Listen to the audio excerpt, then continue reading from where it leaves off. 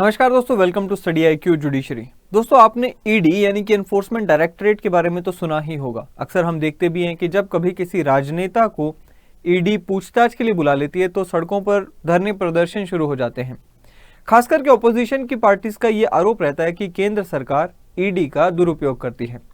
Natural है, ये सवाल उठना लाजमी है कि आखिरकार ईडी के पास इतनी पावर्स आती कहां से हैं? कौन सा वो कानून है जिससे ईडी को ये सारी शक्तियां मिलती हैं? तो मैं आपको बता दूं दोस्तों कि ये कानून का नाम है PMLA यानी कि prevention of money laundering act 2002। अब हुआ ये दोस्तों कि कुछ समय पहले ऑनरेबल सुप्रीम कोर्ट के सामने इस कानून को भी चैलेंज किया गया। कई सारी पिटीशंस जाती हैं जिनमें यह दावा किया गया कि PMLA यानी कि prevention of money laundering act में कई सारे ऐसे प्रावधान हैं जो कि गैर संवैधानिक हैं, जो कि संविधान के दायरे से बाहर जाते हैं।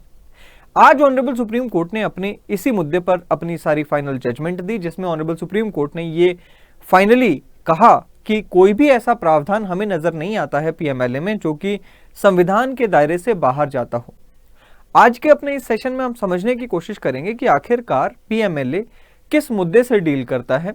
साथ ही में जानेंगे कि कौन से कानूनी प्रोविजंस को चैलेंज किया गया था सुप्रीम कोर्ट में और ऑनरेबल सुप्रीम कोर्ट ने इस पूरे मुद्दे पर अपनी क्या क्या बातें कही। तो चलिए शुरू करते हैं। सबसे पहले मैं आपको बता दूं दोस्तों कि स्टडी IQ लेकर आया है स्टडी IQ जुडिशरी, जो कि एक डेडिकेटेड चैनल है उन सभी लोगों के लिए जो कि या तो जुडिशरी या फिर किसी अन्य लीगल एग्जामिनेशन जैसे कि APO आदि की तैयारी कर रहे हैं। अगर आप क्लैट की तैयारी कर रहे हैं तब भी आपको ये चैनल काफी बेनिफिट देगा, आप इसे सब्सक्राइब कर सकते हैं दोस्तों। साथ ही में अगर आप UPSC में इंटरेस्टेड हैं तो मैं आपको बता दूं कि स्टडी IQ का एक और लाइव बैच शुरू होने वाला है। ये शाम का बैच रहेगा और 1 अगस्त से इसे लॉन्च किया जा रहा है। आप इसे अवेल कर सकते हैं। करना क्या है, चांद लाइव का ये कोड इस्तेमाल करना है और 18,999 रुपए में आप इसे अवेल कर सकते हैं। चलिए आगे बढ़ते हैं और देखते हैं कि ये कानून दरअसल किस मुद्दे से डील करता है। As the name suggest, PMLA यानी कि prevention of money laundering act. अब इसमें मेन मुद्दा ही यह है कि मनी लॉन्ड्रिंग को रोकने के लिए यह कानून बनाया गया है। सवाल उठता है कि भाई मनी लॉन्ड्रिंग क्या होती है, तो मैं आपको एक एग्जाम्पल के तौर से इसे समझाता हूं। मान लीजिए एक पॉलिटिशियन है, उसने काफी सारी करप्शन करके ब्लैक मनी उसने काफी सारा जुटा लिया। उसने ये जो धन जुटाया है इसे ब्लैक क्यों कहा जा रहा है?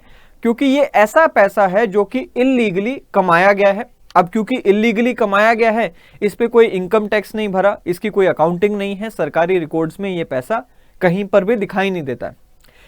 अब क्योंकि सरकारी रिकॉर्ड्स में ये पैसा दिखाई नहीं दे रहा है, इसका मतलब ये भी है कि ये पॉलिटिशियन उस पैसे को खर्च भी नहीं कर सकता, क्योंकि अगर ये पैसे को खर्च करके कुछ खरीदता है तो सरकार सवाल पूछेगी कि भाई ये पैसा आया कहां से। अब ये पॉलिटिशियन करेगा क्या? अब ये पॉलिटिशियन करेगा ये कि किसी ना किसी तरीके से इस ब्लैक मनी को व्हाइट बनाने की कोशिश करेगा, ताकि जब सरकारी रिकॉर्ड्स में या अकाउंट्स में ये पैसा दिखना शुरू हो जाए तो ये उस पैसे को खर्च कर सके और कोई कानूनी दिक्कत इसे सामना ना करना पड़े।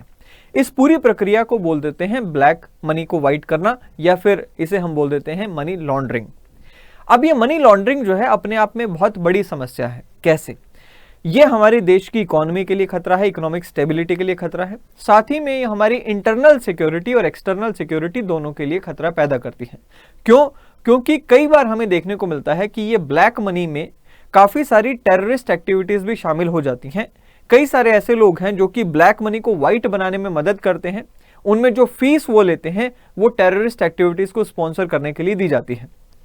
सो अल्टीमेटली ये प्रोसेस हमने समझा कि मनी लॉन्ड्रिंग होता क्या है, और इसी को रोकने के लिए 2002 में यह कानून लाया गया। इस कानून का जो प्रियम्बल है, PMLA का जो प्रियम्बल है, उसमें भी स्पष्ट लिखा हुआ है that it is an act to prevent money laundering and to provide for confiscation of property derived from or involved in money laundering. So यानी कि मतलब यही है कि भाई इस कानून का मुख्य उद्देश्य ही यह है कि मनी लॉन्ड्रिंग की जो गतिविधियां हैं उसे रोकना, और अगर कोई प्रॉपर्टी मनी लॉन्ड्रिंग से कमाई गई है या फिर मनी लॉन्ड्रिंग से जुड़ी हुई है उसे कॉन्फिस्केट करना या कर सके सरकार, ये इसका मुख्य उद्देश्य है। इस एक्ट को लागू कौन करता है? तो इस एक्ट को लागू करने की पावर, जैसे कि अभी हमने देखा, ईडी के पास है, डायरेक्टरेट ऑफ एनफोर्समेंट के पास है, जो कि department of revenue ministry of finance के अंडर काम करती है। अब हुआ क्या था? दरअसल हुआ यह था कि लगभग 241 पिटीशंस ऑनरेबल सुप्रीम कोर्ट के सामने आई थी, जिसमें अलग अलग प्रोविजंस को चैलेंज किया गया था PMLA के। इन सभी को क्लब करके ऑनरेबल सुप्रीम कोर्ट ने एक ही जजमेंट में डिस्पोज ऑफ कर दिया।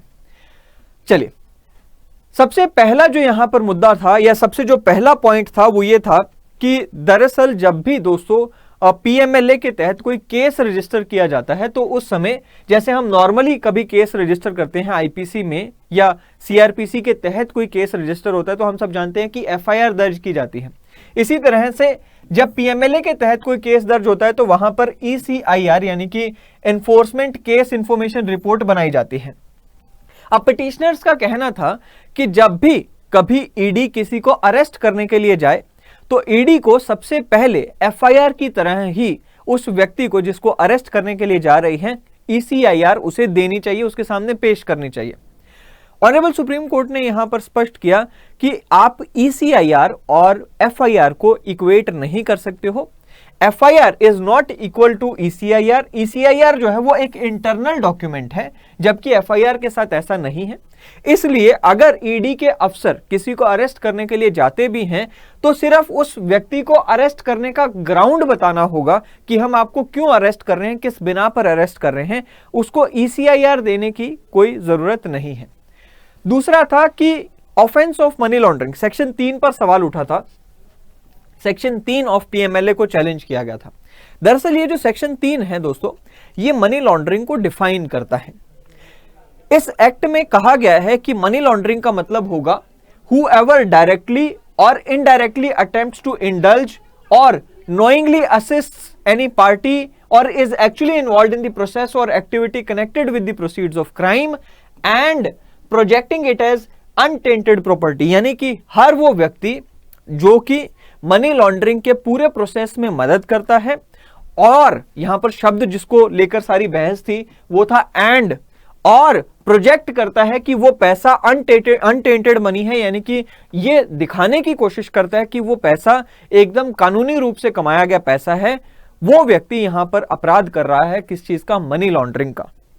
अब सवाल ये उठ गया था कि ये जो प्रोजेक्टिंग शब्द है क्या ये जरूरी है, यानी कि अगर कोई व्यक्ति मनी लॉन्ड्रिंग के किसी भी स्टेज में हिस्सा लेता है और साथ में अगर वो प्रोजेक्ट करेगा कि ये पैसा एकदम सही है, कानूनी रूप से कमाया गया पैसा है, क्या तभी उसको हम मनी लॉन्ड्रिंग का अपराधी बनाएंगे, या फिर ये जो प्रोजेक्टिंग शब्द है ये इससे अलग भी हो तब भी काम चल जाएगा। यानी कि आप समझिए, इसको थोड़ा सा एग्जांपल से समझते हैं।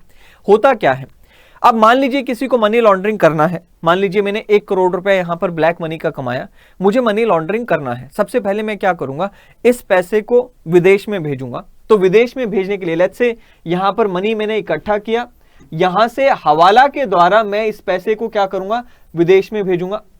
वहां से ये पैसा जो है प्लेसमेंट होगी। प्लेसमेंट मतलब क्या, छोटे छोटे टुकड़ों में बांटकर अलग अलग बैंकों में जमा कर दिया जाएगा।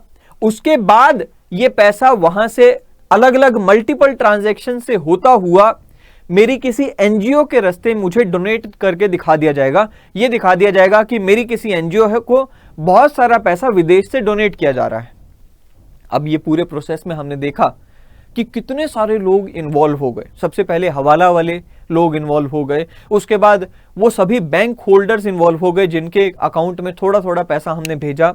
उसके बाद जो पैसा इकट्ठा किया गया, जिस अकाउंट में घुमाया गया, वो सारे अकाउंट्स वाले इन्वॉल्व हो गए।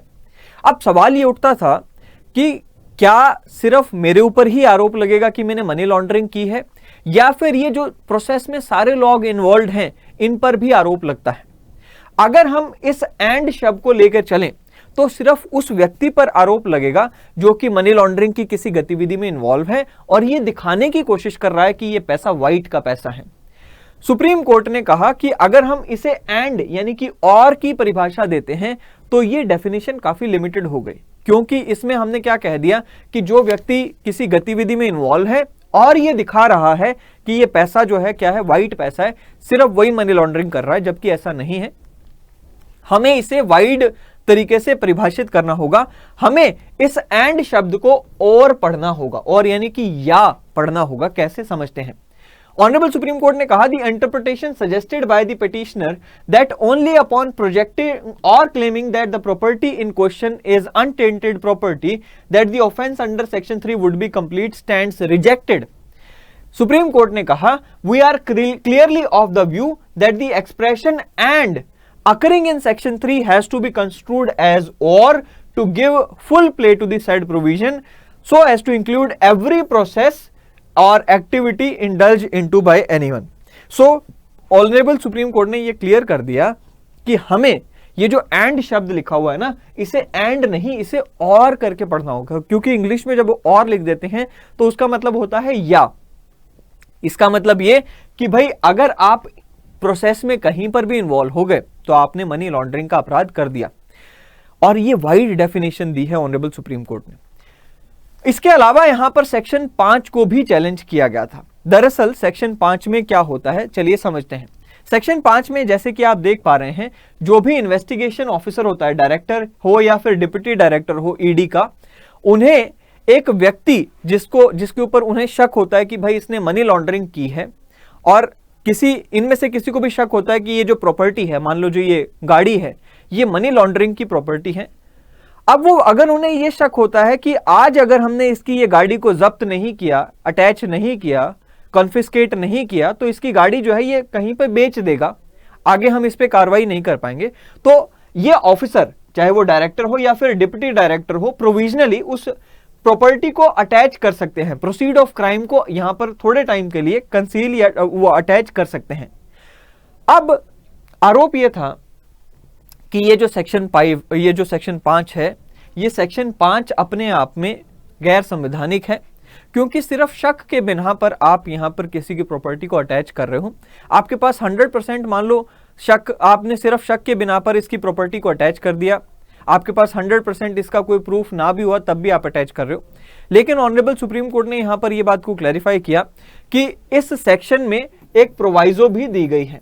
उस प्रोवाइजो के माध्यम से यह कोशिश की गई है कि ये जो ऑफिसर्स हैं, इनके पास अनलिमिटेड पावर ना हो आपकी प्रॉपर्टी को जब्त करने की। इसलिए सेक्शन 5 में हमें कोई दिक्कत नजर नहीं आती। ऑनरेबल सुप्रीम कोर्ट ने कहा कि सेक्शन 5 में बैलेंस बनाने की कोशिश की गई है। एक तरफ तो पावर्स दे दी गई, दूसरी तरफ प्रोवाइजो दे दी गई, जिसके तहत इनकी पावर्स को, इन ऑफिसर्स की पावर को कर्टेल भी कर दिया गया। इसलिए हमें इस सेक्शन में कोई दिक्कत नजर नहीं आती है।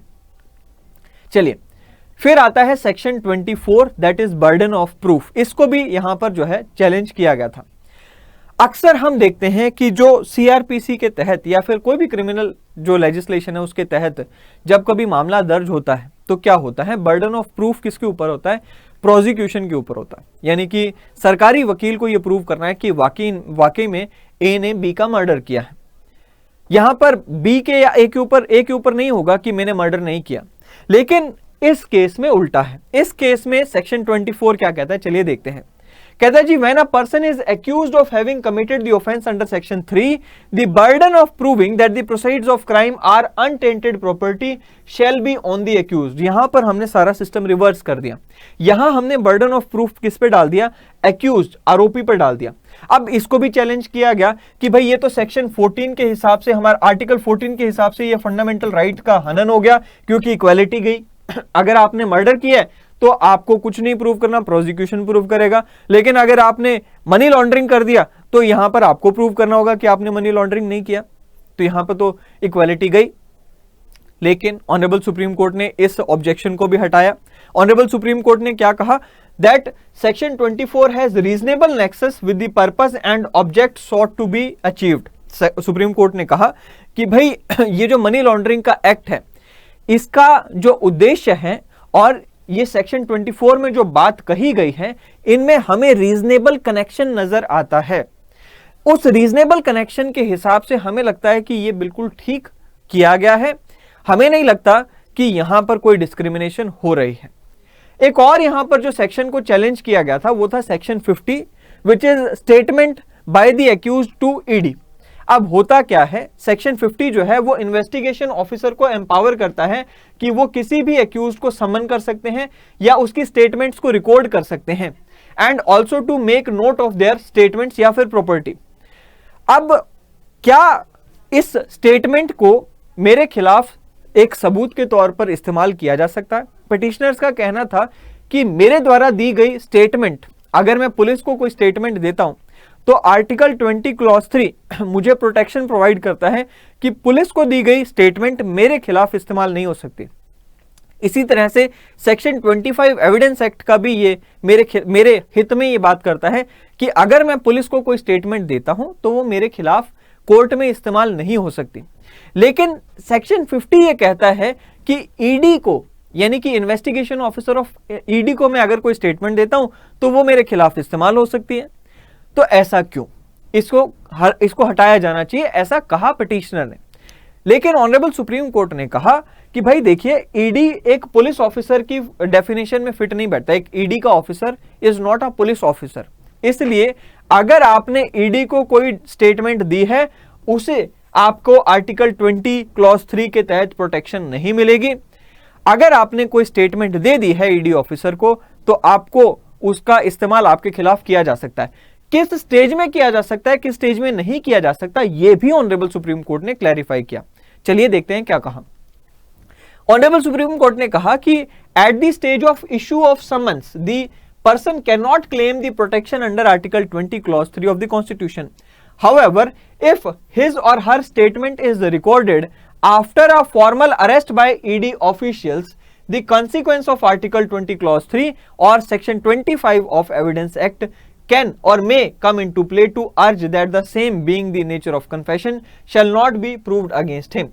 So basically honourable supreme court ने कहा कि इन्वेस्टिगेशन से पहले, यानी कि समनिंग स्टेज में अगर आपने कोई स्टेटमेंट दी है, वो आपके खिलाफ इस्तेमाल हो सकती है। लेकिन जब ईडी आपको फॉर्मली अरेस्ट कर लेगी, उसके बाद अगर आप कोई स्टेटमेंट देते हो, तो वो केस टू केस डिपेंड करेगा कि आपके खिलाफ वो स्टेटमेंट इस्तेमाल हो सकती है कि नहीं हो सकती। ये सारे मुद्दों पर ऑनरेबल सुप्रीम कोर्ट ने अपनी ये सारी राय रखी।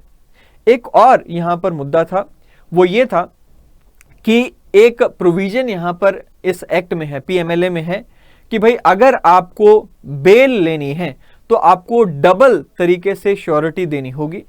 पहला, यहां पर आपको यह प्रूव करने की कोशिश करनी होगी कि आपने कोई पीएमएलए के तहत मनी लॉन्ड्रिंग का अपराध नहीं किया है।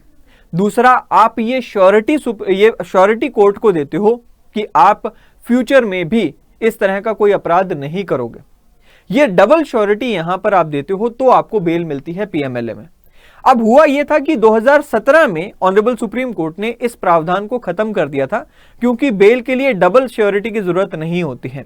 लेकिन 2018 में पार्लियामेंट ने फाइनेंस एक्ट के तहत, मनी बिल के तहत या मनी एक्ट के तहत इस प्रोविजन को दोबारा पीएमएलए में इंट्रोड्यूस किया था। अब इस प्रोविजन को भी चैलेंज किया गया था और यह कहा गया था कि पार्लियामेंट के पास यह पावर नहीं है कि मनी बिल के द्वारा इस तरह का प्रावधान जो पीएमएलए एक्ट है उसमें लाया जा सके।